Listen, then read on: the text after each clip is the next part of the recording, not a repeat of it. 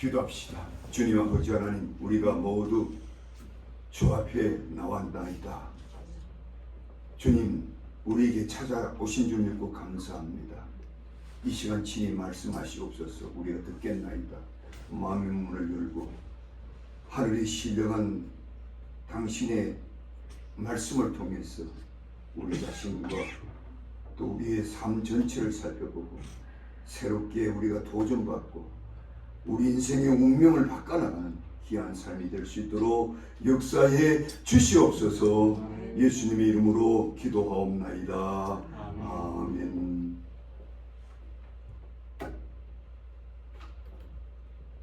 오늘은 잠언서 16장 1절에서 3절 말씀을 중심으로 그리스도인들의 복된 삶이라는 제목으로 함께 말씀을 나누겠습니다.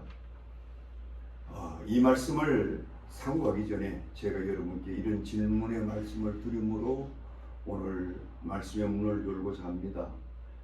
여러분은 우리 그리스도인의 삶이란 과연 어떤 삶이 되어야 하는가 한번 진지하게 관심을 가져본 적이 있습니까?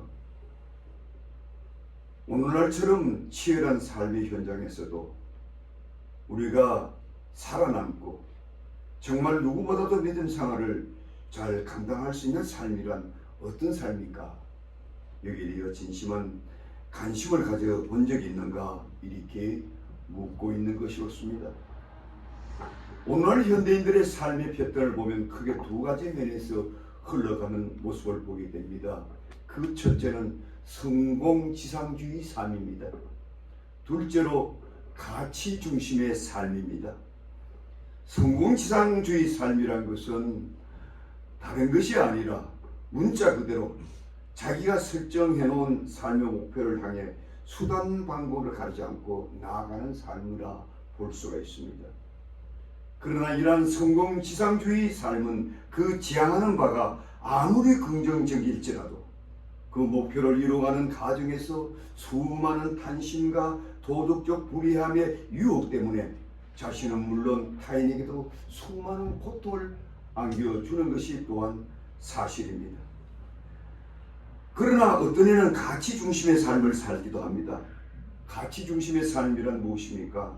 우리 하나님께서 우리 인간 각자에게 부여한 그 탈란트에 의존하여 각자가 지닌 재능에 만족하여 영위하는 삶을 말합니다. 이 삶은 성공지향적 삶보다 아름답고요 적합한 삶이다 여겨집니다마는 오늘날 우리 현실은 그렇게 가치 중심의 삶을 살도록 허용하지 않는다는 점이 옳습니다.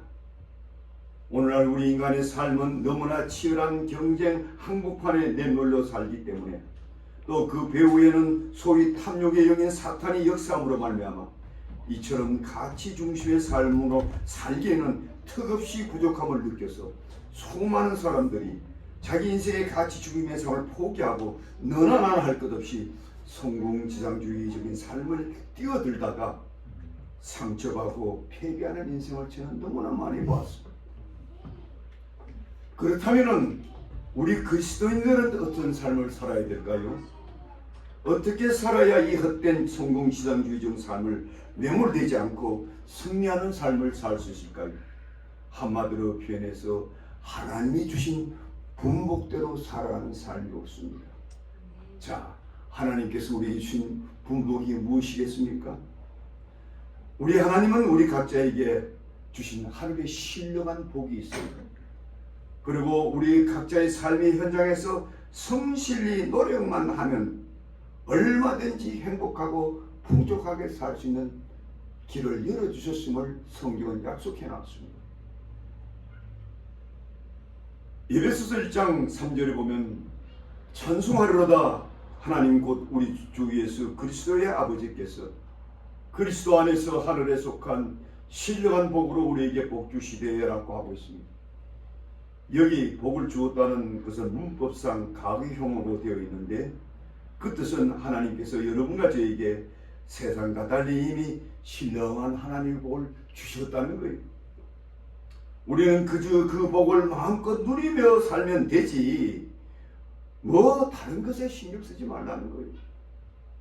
그렇다면 우리가 누려야 될 복은 구체적으로 무엇입니까? 두 가지입니다. 그것은 첫째로 구원의 은총입니다. 두 번째로 성실함으로 얻는 분복이 옳습니다. 우리 하나님은 이미 만세전에 여러분들을 택했다고 예배서는 말합니다. 그리고 아들 예수가 이 땅에 오셔서 여러분들을 구원케 위하여 십자가의 고난을 겪으셨습니다. 더 나아가 이제는 성령님이 우리 가운데 오셔서 여러분을 지키시고 영원한 생명길로 이끌어 가시니 거기에 만족히 여기며 기쁨으로 살면 되는 것이지 다른 무엇으로 행복을 찾지 말라. 성경이 이렇게 요구하는 겁니다. 그럼에도 불구하고 우리 인생은 실제적으로 세상에서 사람들과 부딪혀 살아야 하고 그들과 현실적으로 경쟁하며 살아야 되는 것이 우리의 안타까운 모습입니다. 그럴 때마다 우리 주님은 우리 각자에게 부유한 분복이 있노라 이렇게 말씀하고 있는 겁니다. 그렇다면 그 우리에게 주신 각자에 주신 분복이 무엇일까요? 전도서 5장 18절에 보면 사람이 하나님께서 그에게 주신 바 그 일생 동안 먹고 마시며 해 아래서 하는 모든 수고 중에 낙을 보는 것이 선하고 아름다움을 내가 보았나니 그것이 그의 분복이라 이렇게 말씀하고 있습니다. 자, 여기 보니까 우리의 주목을 끄는 대목이 있어요. 바로 너희 수고 중에 낙을 누르는 복이라는 거예요. 그 삶이 선하고 아름답다고 했어요. 참으로 그렇습니다. 우리 인생은 우리 인류의 조상 아담의 타락 이후에 하나님께서 우리 인생들에게 부여한 철칙은 수고하며 얻은 양식이 옳시다. 그래서 너는 평생에 수고하여 그 소산을 먹으리라 했어요. 그렇다면 이 삶의 법칙에 따르는 것이 삶의 순리요 삶의 지혜인 것입니다. 그러나 오늘 우리 현실은 이렇게 살도록 놓아두지 않지 않습니까? 어떤 이는 단번에 일확천금을 얻겠다고 나서는 분이 있는가 하면 어떤 분은 손 하나 까딱 안 하고 생을 살겠다고 나서는 분이 있습니다.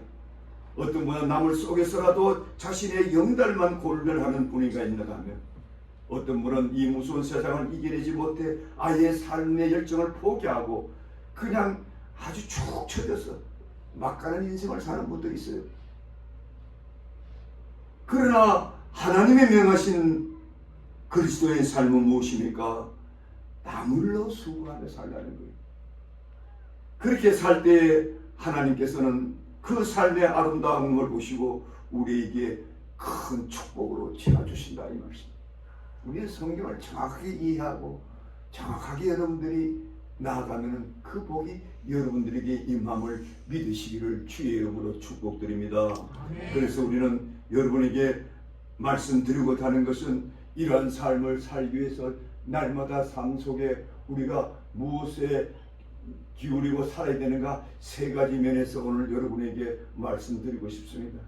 우리 그리스도인들이 이 법칙만 잘 지키면 여러분들의 삶이 행복하고 아주 풍족히 살 수가 있어요. 첫째로 날마다의 삶 속에 하나님의 음성을 듣는 생활이 되시길 바랍니다. 그래야기 위하여 여러분들은 그 음성을 듣고 그 음성에 따라 사는 삶이 되도록 날마다 애쓰시기를 바라는 겁니다. 이와 관련하여 오늘 본문 16장 1절에 마음의 경영은 사람에게 있어도 말의 응답은 여호와께로부터 나오니라고 합니다. 자, 이 본문의 중에 우선 우리가 염두에 둘 것은 마음의 경영은 사람에게 있어도 라고 이 말에 주목해 보십시오. 도대체 이 말의 의미가 무엇이겠습니까? 한마디로 그것은 하나님께서 우리 인생들에게 허락한 선택의 자유권이라 볼 수가 있습니다. 하나님은 우리 인생들에게 스스로 사고하고 스스로 결정할 수 있는 그런 특권을 허락해 주셨어요. 그래서 우리 인생은 이 선택의 자유 때문에 내 스스로 내가 최선이라고 여기는 대로 계획도 세우고 나의 필요에 따라 선택하며 사는 것이 인생살입니다. 그러기에 이 선택의 자유를 누구도 제한할 수가 없어요. 그런데 이 선택의 자유가 과연 얼마나 올바르게 결정되어지는가? 이것은 또 다른 문제없이 지금 내가 원하고 경영하는 것이 과연 하나님 보시기에 기뻐하시는 결정인가?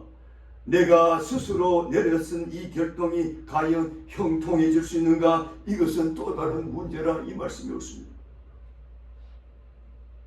이런 점 때문에 오늘 본문은 이렇게 답변합니다. 마음의 경영은 사람에게 있어도 말의 응답은 여호와께로 말미암느니라고 하고 있습니다. 자, 그렇다면 오늘 본문의 이 말씀이 무엇을 뜻할까요? 우리 인생들의 계획들이 생각대로 모든 것이 될 수 없음을 단적으로 보여주지 않습니까? 거기는 하나님의 계획이 있어요. 설사 우리가 생각대로 잘 될 것 같아도 주님이 기뻐한 바가 아니라면 결국 실패로 기결될 수 있음을 보여주지 않습니까? 그러므로 우리의 삶의 격정 앞에 우리는 항상 나 자신을 돌아보며 살아야 합니다. 우리 인생이란 알고 보면요 그렇습니다. 우리가 무슨 일을 할 때 하나님이 기뻐하시는 일인가 혹은 그분이 원치 않는 일인가를 살펴보지도 않은 채 서둘러 일을 결정하고 나서다가 얼마나 많은 경우에 우리 그리스도인들도 실패에 복잡합니다. 저는 이것을 흔히 보고 있어요. 저는 40년이 넘도록 이민복귀하면서 우리 그리스도인들이 반복해서 실패하는 모형이 바로 이 모습이었어요. 저는 너무 안타까웁니다. 왜 그렇게 살까? 저는 이 비극적인 삶을 너무나 많이 보았기 때문에 여러분들에게 진심으로 권하는 것입니다. 어떤 이는 자기들 딴에는 큰 결단을 하였고 또 열심히 살아서 큰 성을 거두었다고 의시되나 종국에 가서는 하루아침에 그 큰 성공이 여지없이 물거품이 되는 것, 이것도 저는 너무 많은 것 같아요. 그래서 끝을 보면 아는 것. 과연 무슨 연고인가? 그것은 바로 말의 응답은 하나님께 있다는 것을 간과하기 때문에. 오늘 여러분 이 말씀 듣는 거 굉장히 여러분들에게 복된 줄 믿으시기 바랍니다. 이 연휴라 해가지고 오늘도 가만 보니 우리 교회 나간 사람이 오늘 세하다 보니까 8명이나 돼. 여러분요, 이 연휴라고 주일을 빠져나가요. 여러분들 운명을 정할 수가 있어. 이 말씀이 믿습니까? 아직 확신이 안 되네. 믿음은 크게 아멘 하시기 바랍니다. 아멘. 하나님 말씀이 내 인생의 운명을 갈라놔야 여러분들이 진정한 삶이 되는 거예요. 그때마다 나에게 주시는 하나님 말씀을 내가 놓쳐버리고 안 되는 거예요. 그래서 끊임없이 말씀 듣기에 최선을 다합니다. 저는 이와 관련하여 다윗의 생애를 보면서 큰 교훈을 받은 바 있습니다. 다윗은 그의 생애가 참으로 공고한 인생길을 간 사람들입니다. 그러나 그럴 때마다 놀라운 승리의 삶을 이루어냅니다. 특별히 그는 어린 나이에 이스라엘 왕으로 기름 부음 받자 사울을 위시한 그의 적들에게 표적의 대상이 됩니다. 그러나 그는 언제나 놀라운 승리로 장식합니다. 그 놀라운 승리의 배경이 무엇일까요? 그는 위기를 당할 때마다 하나님과 상의한 후 하나님의 응답이 있을 때 적과 맞서는 모습을 보게 되는 거예요. 가령 사무엘라 2장 1절에 보면 그 후에 다윗이 여호와께 물어 가로되 내가 유대의 한 성으로 올라가리까? 여호와께서 가라사대 올라가라. 다윗이 가로되 어디로 가오리까? 가라사대 헤브론으로 갈지어다. 자, 여기 보세요. 전쟁의 한복판에서 매사의 불확실한 현장 앞에서 하나님께 상의를 드리고 그 해답을 찾고자 하는 다윗의 심성을 눈여겨보시라 이 말씀. 또 사무엘라 5장 17절에도 보면은요, 그는 모진 고난 끝에 다윗이 이스라엘 왕위에 오른 후에도 블레셋은 끊임없이 다윗을 치러 왔어요. 이때도 다윗은 하나님께 이렇게 묻습니다. 다윗이 여호와께 물어 가로되 내가 블레셋 사람에게로 올라가리까? 여호와께서 내 저희를 내 손에 붙이시겠나이까? 여호와께서 다윗에게 말씀하시되 올라가라. 내가 단정코 블레셋 사람을 내 손에 붙이리라. 할렐루야. 그 결과가 어떻게 됐나요? 5장 25절에 나옵니다. 이에 다윗이 여호와의 명대로 하여 블레셋 사람을 쳐서 게바에서 게셀까지 이르니라. 이처럼 모든 일에 하나님께 물어 해답을 찾는 사람, 형통한 삶이 되고도 남는다는 걸 믿으시기를 주의 이름으로 축복드립니다. 여러분, 인생의 운명을 잘 아는 달 인물인데 왜 이렇게 안 합니까? 그러니까 평생 가도 그 모양 그 꼴로 계속 사는 거예요. 오늘 아침에도요, 내가 2층에 뭐 물건 가지러 갔다가 오늘 누구 만나러 가다가 탁 나가는 우리 자매를 봤어요. 사실은 제가 그 자매의 신앙이 늘 흔들리기 때문에 늘 기도하거든요.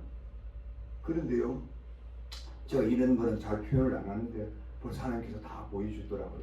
어둠의 세력이 딱 꼼짝 못하게 딱 묶고 났어요. 저 깜짝 놀랐어요. 아하, 또 무슨 고장이 나겠구나.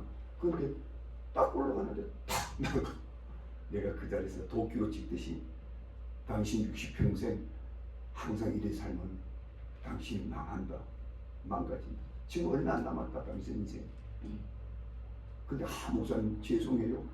내가 이번만 그 다음에는 수요일에도 꼭 참석할게요. 여러분, 다음에 수요일에 참석할 수 있을까요? 못할 것 같아요. 못해. 어둠의 세력을 이길 힘이 없는데 저는 여기서 다 보고 있는 그 영의 세력이 얼마나 옥죄고 있는지 몰래. 그래서 말씀을 드려야 되는 겁니다. 말씀 듣는 은혜가 있기를 주의 이름으로 축복드립니다. 들어야 돼. 말씀이 막혀야 그 견뎌낼 수 힘이 있는 거지. 밀어내고 대항할 수 있는, 여지없이 반복해서 실패해요. 그게 여러분 우리 그리스도인들의 참말로 안타까운 모습 아닙니까? 다 그런 거예요.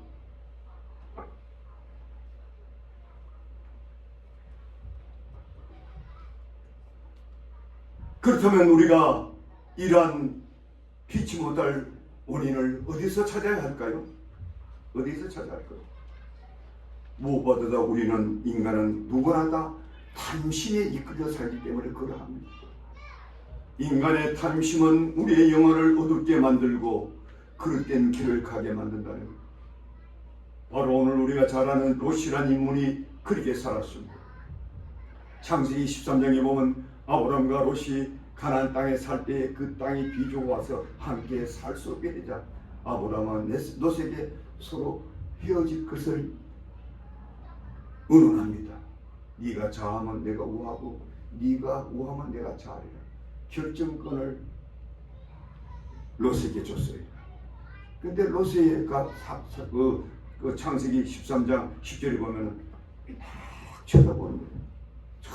쳐다보는 거예요. 근데 저 소금돌이 물이 넉넉하고 마치 여호와의 동산 같고 애굽 땅과 같아 보이더라고 있습니다. 올커니하고 두말 없이 그걸 선택해서 나아갔습니다. 얼마나 그 눈에 그 땅이 아름답고 풍성히 비쳤으면 여호와의 동산까지 비쳤습니까? 이미 탐욕에 의해 걸려든 거예요. 걸려든 거예요. 그러나 그 성은 오늘 창세기 13장 13절에 보면 소돔 사람은 악하여 여호와 앞에 큰 죄인이었더라. 이 사실을 모르고 가는 거예요. 이미 탐욕의 영에 이끌음을 받은 롯은 장차 있을 소돔성의 비극을 보지 못한 것입니다. 그 결과가 어떻게 되었을까요? 창세기 19장 26절에 보면 하나님이 그 성을 멸하실 때 롯의 아내는 뒤를 돌아보므로 소금 기둥이 되었더라고 하고 있습니다. 참말로 인생의 비극이 아닙니까? 우리 그리스도인들이 이러한 때에 한 번에도 주님은 이 상황에서 당신은 어떤 선택을 하기를 원하십니까? 물어볼 수 있잖아요. 하나님, 무엇이 하나님을 기뻐하게 하는 선택이 될까요? 물어볼 수 있잖아요. 내 생각에는 내 딴에는 이 길이 완벽하고 정말 성공이 그냥 널려있는 것 같은데 그럼에도 불구하고 당신은 나에게 뭐라고 하시겠습니까? 한 분 정도 물어볼 수 있잖아요. 이것도 없이 그냥 막 하는 거예요. 막. 바울사도는 이런 그리스도인을 육에 속한 그리스도인이라 말하잖아요. 육신의 탐욕이 이끌려서 신앙생활을 하는데 맨날 그래서 넘어지고 또 반복 실패하고 또 실패하고 실패. 여러분, 이것을 한번 여러분의 생에 끊어버리는 역사가 있기를 주의 이름으로 축복드립니다. 한번 끊어보세요. 완전 차원이 달라져요. 비로소 그때부터 진정한 사역자의 길을 갈 수가 있습니다. 아무나 주 앞에 쓰임을 받는 게 아니에요. 뭐 교회 집사, 장로, 뭐 근사, 성가대원, 뭐 목사가 됐다고 뭐 대단한 줄 압니까? 육신을 이기지 못하면요, 하나님께 물어서 해답을 못 얻으면요, 결국은 하다가도 다 실패할 겁니다. 그래서 첫 번째, 여러분들이 앞으로 그리스도인의 복된 삶이 되기를 원한다면 여러분의 삶의 결정권을 주님께 드리시길 바랍니다. 그런 은혜가 있기를 주의 이름으로 축복드립니다. 두 번째로, 정직한 삶을 사시기 바랍니다. 그 삶이 또한 여러분의 삶을 복되게 한다는 사실이 옳습니다. 오늘 본 2절에 보면 먼저 사람의 행위가 자기의 보기에 깨끗하여도라고 합니다. 그러나 여호와는 신령을 감찰하신다라고 하고 있습니다. 이 말씀의 의미가 또한 무엇일까요? 우리 인생들이 행위에 대한 판단과 하나님의 판단이 전혀 다를 수 있다는 것을 보여주지 않습니다. 이와 관련하여 세상에 흔히 유행되는 단어가 있어요. 그것이 내로남불이라. 이게 좀 지선적으로 표현하면 조금 약간 천박스러운데 뭡니까? 내가 하면 사랑이요, 남이 하면 불론이라, 이런 뜻이에요. 그게 우리 모든 인간이 다 갖고 있다는 거예요.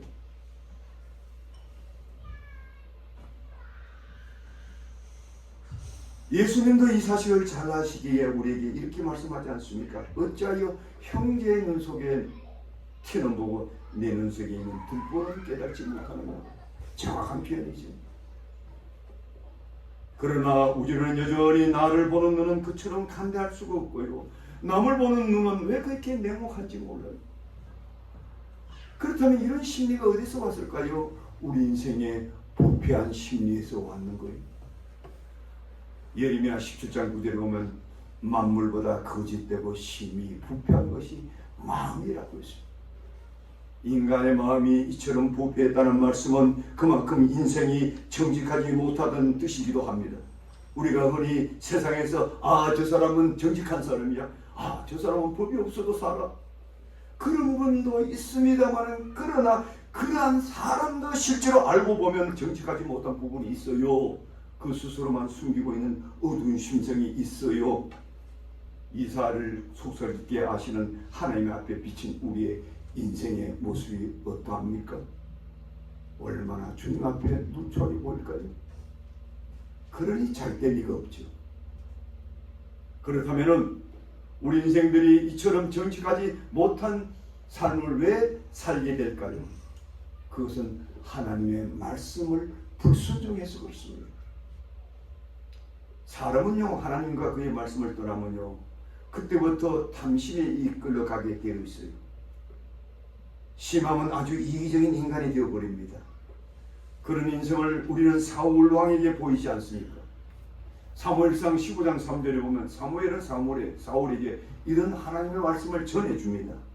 지금 가서 아말렉을 쳐서 그들의 모든 소유를 남기지 말고 진멸하되 남녀와 소와 정는 아이와 우양과 약대와 나귀를 죽이라 하였나이다. 자, 이처럼 사울은 적의 모든 것은 모조리 멸할 것을 명령받습니다. 그러나 사무엘상 15장 9절을 보시기 바랍니다. 사울과 백성이 아각과 그 양과 소의 가장 좋은 것, 또 기름진 것, 어린 양과 모든 좋은 것은 남기고 진멸하기를 즐겨하지 아니하고 가치 없고 낮은 것은 진멸하니라. 하나님 명령을 했습니까? 안 했습니까? 안 한 거예요. 아주 얍삽하게, 요새로 말하면 얍삽하게 하는 척하면서 안 한 거예요. 자, 왜 사울이 이처럼 하나님의 말씀을 어겼나요? 그 마음에 탐심의 이끌림을 받았어요. 그러자 하나님은 사무엘에게 보내어 크게 책망하십니다. 17절 18절에 나와요. 그런데 이 책망을 받고도 사울은 또 다른 변명을 합니다. 15장 21절에 보면 다만 백성이 그 마땅히 멸할 것 중에 가장 좋은 것으로 길갈에서 당신의 하나님 여호와께 제사하려고 양과 소를 취하였나이다. 얼마나 그럴듯하나요. 우리도 꼴박 썩을 거예요. 이리 때문에 누가 뭐 남의 그 블레셋 나라 그 잡아가지고 제사 드리라고 우리 주님께서 하셨나? 절대로 그만 안 했죠. 근데 그렇게 싹 바뀌었죠. 그것도 사무엘이라는 그 귀한 선지자 앞에서. 결국은 하나님의 심판이 내려오는 것입니다. 이쯤 되니 다니엘 사무엘은 단호히 사울에게 이런 말씀을 남깁니다. 이는 거역하는 것이 사슬의 죄와 같고 완고한 것은 사실 우상의 절한 죄와 같으나 이게 사슬의 죄라는 것은 사슬을 꽉 묶인 죄. 이것은 뭘 의미하면 영적으로 마귀한테 딱 결합된 죄. 그리고 사실 우상의 절하는 죄. 그렇지 않아요? 신약 성경에 뭐라고 말합니까? 탐심은 우상 숭배라고 그랬잖아요. 결국은 사울은 하나님께 그 순간 버림받게 되는 거예요. 이 무서운. 차라리 아이고 사무엘 선자님 내가 깜빡 잘못 생각했군요. 내가 잘못했어요. 지금이라도 내가 올바르게 하지. 이랬으면 뭐 하나님께 또 자비를 베풀었겠죠. 그런데 그래서 여러분들 이 스킬도 하나님 절대로 하지 마세요. 아주 안 좋은 거. 제가 제일 싫어요. 저는 부모 간에도요. 자식 간에도요. 저거 뭐라고 하면 자꾸 뭐 이렇게 돌려나 아주 딱 질색이죠. 제발 그러지 마라 그냥. 제발 좀 그러지 마요. 그냥 하나님께 솔직하게 나한테 솔직하게.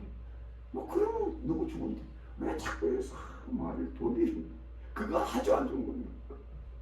그 인생을 베리놓은 겁니다. 그거 안 좋은 거예요. 그렇다면 왜 우리 인생들이 이런 처참한 지경에 이르는 걸까요? 좀 현실적으로 한번 살펴봅시다. 그것은 무엇보다도 정직하게 살면 내게 손해야 이런 심리이기 때문에 내가 정직하게 살면 나만 손해지. 자꾸 이런 생각이 드는 거예요. 그것도 마귀가 갖다 주는 거예요. 그렇다 보니 할 수만 있으면은 말을 부패입니다. 거짓말인 줄 알면서도 슬쩍슬쩍 섞어 넣습니다. 어떤 애는 딱 정색을 하고 싹 거짓말을 합니다. 그러나 문제는 이런 우리의 모습을 보고 계시는 분이 하나님이시라는 거예요. 그 모습을 오늘 본문에는 사람이 자기 보기에는 모두 깨끗하여도 여호와는 심령을 감찰하시느니라 말씀하고 있습니다. 사실 세상에서도요 정직하게 살지 못하는 사람들은요 사람들에게 인정받지 못하지 않습니까? 회사에서도 그래요. 맨날 떨려나 인정 못 받으니까 정말로 제대로 못해서 보다도 자꾸 변명하고 거짓말하니까 상사가 그냥 안 되죠.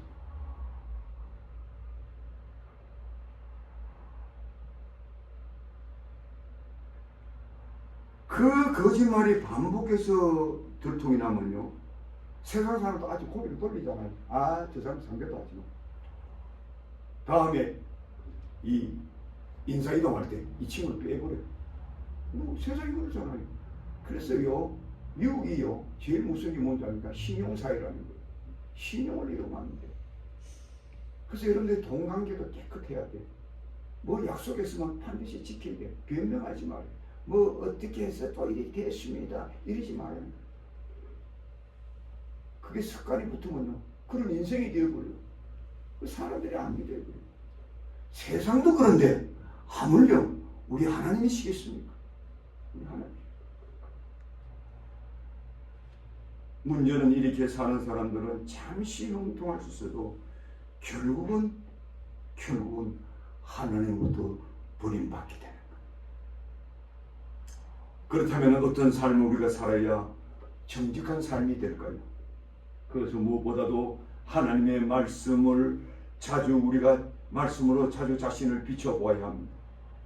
하나님의 말씀은 우리 인생을 비추는 거울과 같습니다. 그 거울처럼 투명한 하나님의 말씀 앞에 우리가 자주 서보세요. 그 말씀이 우리 인생의 심령을 비춰보도록 날마다 여러분들의 인생을 정난하게 주님 앞에 내려놓으시기 바랍니다. 우리 인생이란 것이 그런 면이 있어요. 아무리 내가 깨끗한 삶을 사는 것 같아도 그 투명한 하나님의 말씀의 빛 앞에 비춰졌을 때 우리의 누참이 다 드러나게 되어 있어요. 그러나 하나님의 말씀이 비춰지지 않을 때는요, 우리 자신의 부패한 모습이 잘 보이지 않아요. 보이지 않아요. 그래서 우리 인생은 누구나 다 탐욕과 이기심에서 자유를 수 없고요, 자주 자신의 실상에 대한 착각을 하고 산다는 거예요. 그 착각하는 실상이 자신은 의로워 보이고 타인은 그릇되게 보이는 거예요. 나는 인정이 많은 사람이던데 타인들은 왜 그렇게 인색하게 보는지 모르겠어요. 그러다 보니까 남의 잘못은 손쉽게 드러내는데 자신의 허물은 계속 감추려고 합니다. 이러한 삶이 어떻게 하나님의 복을 누리게 할 수 있느냐 이 말씀입니다. 그러므로 우리는 날마다 삶 속에 말씀의 거울 앞에 서야 합니다. 그 투명한 말씀이 우리 심령을 비추도록, 그래서 나의 누추한 심령을 정확하게, 정직하게, 정면하게 바라볼 수 있도록 해야 합니다. 그럴 때 우리는 어떤 태도를 취하게 됩니까? 하나님 앞에 고개 숙여 기도하게 되는 것입니다. 그 이기적이고 부패했던 나의 모습을 주 앞에 내놓고 참회하게 되는 것입니다. 이런 참회의 모습이 시편 51편에 아주 정면하게 보이지 않습니까? 하나님이여, 주의 인자를 쫓아 나를 긍휼히 여기시며 주의 많은 자비를 쫓아 내 죄를 도말하소서. 나의 죄를 맑게 씻기시며 나의 죄를 깨끗이 제하소서. 대전하는 내 죄가를 아오니 내 죄가 항상 내 앞에 있나이다. 이런 고백이 여러분에게 나옵니까? 나와야 정직한 인생이 된다니까. 목사님, 나는 너무 덤덤해가지고 목사님 아무리 그런 설교해도 나는 아무렇지도 않아요. 그 아주 자신의 실선을 못 보고 있는 거예요. 말씀을 가까이 하지 않는 거예요. 오늘 또 성령에서 들려오는 하나님의 메시지가 우리 심령 깊은 곳을 아버지는 간통하지 못해서 우리는 큰 삶을 사는 거예요. 그게 여러분이 실패하는 삶이고 죽어가는 삶이고 복을 누리지 못한 삶입니다. 시편 기자는 이렇게 말씀의 빛 가운데 자신의 내면 세계를 바라보면서 자복했을 뿐만 아니라 또한 이런 기도를 드립니다. 하나님이여, 내 속에 정한 마음을 창조하시고 내 안에 정직한 영을 새롭게 하소서. 놀랍지 않습니까? 따라해볼까요? 하나님이여, 내 속에 정한 마음을 창조하시고 깨끗한 마음을 하나님께서 창조해달라는 거예요. 말씀 빛으로 내 때를 자꾸 주님이 씻어주시고, 그 다음에요, 정직한 영을 새롭게 하소서. 할렐루야. 여러분, 내 스스로 못해. 내가 할 수 있는 것 같지요? 우리 인생은 다 부패이기 때문에 impossible. 주님께서 해주셔야 돼. 그 말씀의 거울 앞에 서는 수밖에 없어요. 이렇게 되면은, 이렇게 사는 자들이 이미 구원받은 자들이 하나님의 신령한 복을 누리는 자들이에요. 그뿐 아니라 이렇게 사는 사람들은요, 어떤 축복 누린다고요? 세상에서도 번영의 축복을 준다고 했어요. 재물의 축복도 준다고 했어요. 정말입니까? 전도서 5장 19절을 보십시오. 또 어떤 사람에게는 하나님이 재물과 부요를 주사 능히 누리게 하시며 그 몫을 받아 수고함으로 주고야 하신 것이 하나님의 선물이라. 이건 덤으로 찾아오는 거예요. 우리가 예수 믿고 회개하고 믿음을 가지면 구원받아. 이건 기본적으로 우리 갖는 거예요. 그런데 덤으로 주는 거 있어요. 그건 우리의 삶이 하나님께 정직하게 보여줘야 돼. 그러면 하나님께서 책임져주시고 우리의 피로 채워주신다. 믿습니까? 아멘. 크게 아멘 하시기 바랍니다. 아멘. 그 자꾸 내가 힘들다 어렵다 그러지만 취직 안 된다. 내가 오늘도요 막 일 쫓아나서 보고 당신 60평생 이런 삶 여기서 끊으라고 그랬어요. 그러니까 목사님 이미 누가 나를 기다리고 있어. 다시는 안 그럴게요. 그 자기가 결심 만번 해보세요. 안 돼. 말씀 앞에 와야 말씀을 들어야 그 말씀의 힘이 성령의 능력이 내 삶을 이끌어가는 거지 목사가 이끌어가요. 택도 없어요. 목사도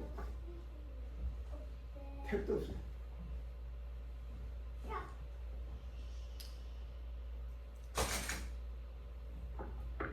말씀을 우리가 가까이 했을 때에 내 심령의 모습을 우리가 정나하게 볼 수가 있고, 나 자신도 모르게 성령의 감동으로 통해가 나오고, 그로 말미암아 내 영이 깨끗해지고, 내가 이제는 주님 앞에 한번 바로 살아보려야겠다, 이런 결심했으면요, 하나님께 쭉쭉쭉쭉 길을 열어줘.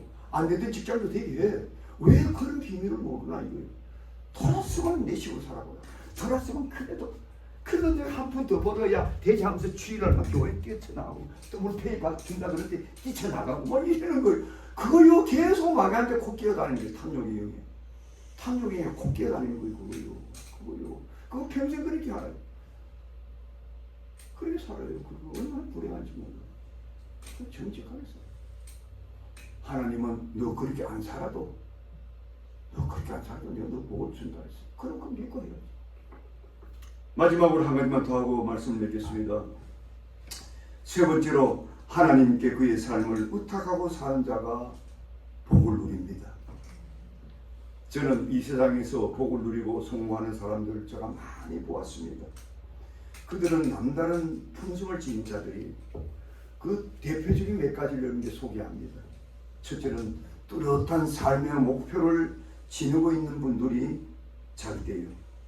저들은 뚜렷한 삶의 목적을 갖고 있기 때문에 그렇지 못한 사람보다 훨씬 진취적이고 짜임새 있는 인생을 살아가요. 두 번째로, 의지가 강한 사람들이 성공해요. 이들은 평소에 의지가 강하기 때문에 그들의 생애에 자주 위기가 만나도 잘 견뎌내요. 세 번째로, 매사에 부지런한 사람들입니다. 아무리 머리가 영특하고 남보다 가진 것이 많아 보여도요, 매사에 부지런한 근성을 가지고는 못 따라가요. 결국은 부지런한 사람이 이기게 돼요. 네 번째로, 시대의 변화를 잘 읽고 미래를 미리미리 준비하는 사람들. 오늘날처럼 변화무쌍하고 한치 앞을 내다보기 어려운 시대는 더욱 그러합니다. 그러나 이 모든 좋은 품성 외에도 우리 그리스도인들이 진정으로 지내야 할 품성은 뭐냐? 하나님을 전적으로 신뢰하는 믿음이에요. 따라해야 될까요? 하나님을 전적으로 신뢰하는 믿음의 삶이다. 이 영어 성경에는 이것을 커미트라고 표현해요. 여러분, 믿음도 여러 가지 색깔이 있어요. 머리로 믿는 사람 있잖아요. 마음으로 믿는 사람 있잖아요. 머리를 믿는 사람, 마음이 믿는 또 훌륭하죠. 그 다음에 내 저 인생을 몽땅 하나님께 거는 사람들, 커미트라고 하는 내 운명 자체를 걸어놓은 그런 믿음이 있어요. 그걸 커미트라고. 그런 사람들은 반드시 하나님께서 축복해 주신다. 그들은 이미 하나님을 진정으로 신뢰하고 살았기 때문에 하늘의 복을 누릴 뿐 아니라 이 세상이 일의 성취도에도 믿지 않은 분들과 탁월해서 그 성취를 이루어갑니다. 그렇다면 구체적으로 어떤 믿음의 자세가 이런 복을 누리게 할까요? 하나님을 전적으로 의탁하는 삶을 오늘 본 16절 3절이 이렇게 말씀하고 있습니다. 너희 형사를 여호와께 맡기라. 그리하면 너희 경영하는 것이 이루리라. 영어 성경에 commit to the Lord whatever you do and your plans will succeed. 여기 우리가 너희 형사를 여호와께 맡긴다 할 때에 이 commit는 다른 말로 그대로 원어를 이렇게 번역하면, 제가 원어의 뜻을 그대로 번역하면 어떻게 나오냐면요, 너희 형사를 고스란히 여호와께 굴러보내라, 이런 뜻이에요. 제가 그 한국에 총신 다닐 때 내가 가장 존경하는 은사 박은수 목사가 그렇게 해석해요. 박은수 목사가 어떻게 해석했냐면 이렇게 해석해요. 사람이 무엇을 굴러버릴 때는 그것을 자신이 건사하지 않고 내가 손을 떼는 것이다. 너무나 정확해. 우리는 하나님이 해야 될 일이고 내가 할 일인데, 우리는 모두 내가 뭉쳐주고 내가 막 하려고. 욕심만 많아가지고. 그거 소스트핏이라는 거예요. 그거 잘못됐다. 하나님께서 할 일을 하나님께 굴러 보내줘야지. 그 나는 편할 수가 있잖아요. 그거 어떻게 뭐 한다는 거예요. 인생들이 교회를 그렇게 오래 다녔어도, 그렇게 설교를 많이 들었어도 기가 막힌다.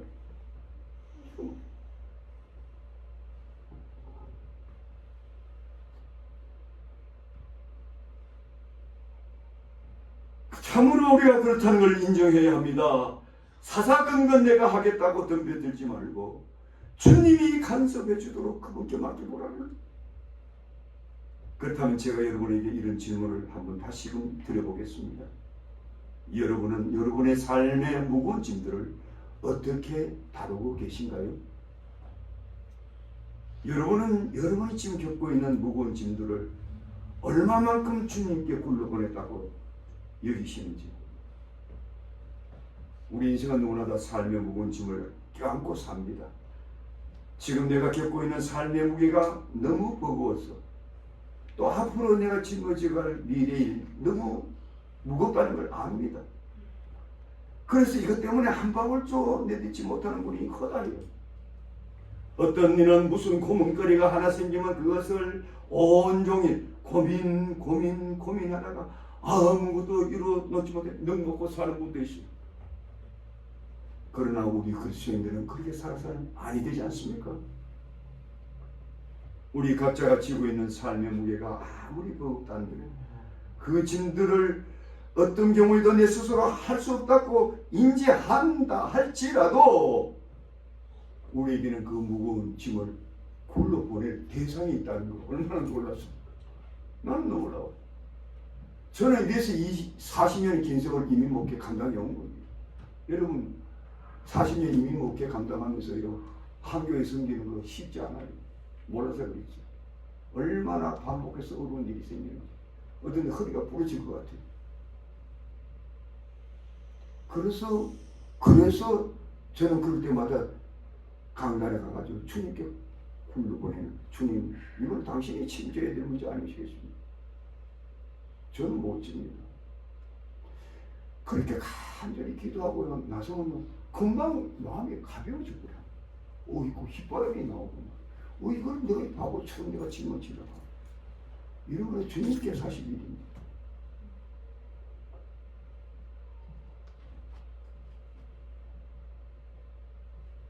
우리가 그 무거운 짐을 주님께 굴러 보냈더니 주님께서 그걸 풀어가시다라는 거예요. 저 말입니까? 시편 다른 기자 보세요. 뭐라고 표현합니까? 너희 길을 여호와께 맡기라.